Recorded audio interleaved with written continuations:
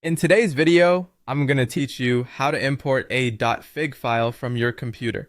We're keeping this simple and clear, and by the end, you'll know exactly how to bring a .fig file into your workspace without any guesswork.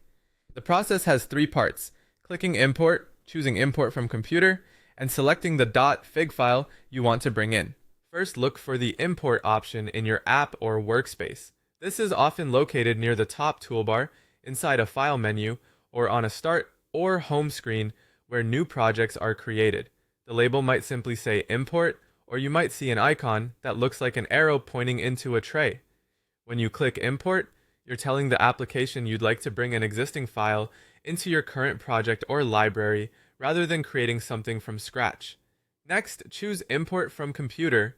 This option specifically opens your system's file picker so you can browse your local folders, external drives, or a desktop location. If you see other choices like importing from cloud storage or a URL, ignore those for now. Import from computer is the one we want because it ensures you can directly select the file saved on your device. After you click it, a file dialog window will appear, letting you navigate through your folders. Now choose a .fig file. If you're not seeing it right away, double check that you're in the correct folder and that the file type filter isn't hiding it.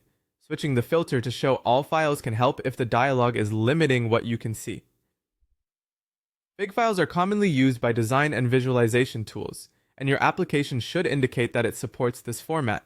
Click once to highlight the file, then confirm your choice in the dialog, usually by selecting Open or Choose depending on your operating system. At this point, the app will begin the import. You might see a progress bar or quick spinner, especially for larger files. When the import finishes, you should see the file appear in your project's file list, library, or canvas depending on how your app displays imported items. If the import doesn't start or you see an error, verify that the file truly has a .fig extension, isn't corrupted, and that you have permission to access the folder it's stored in.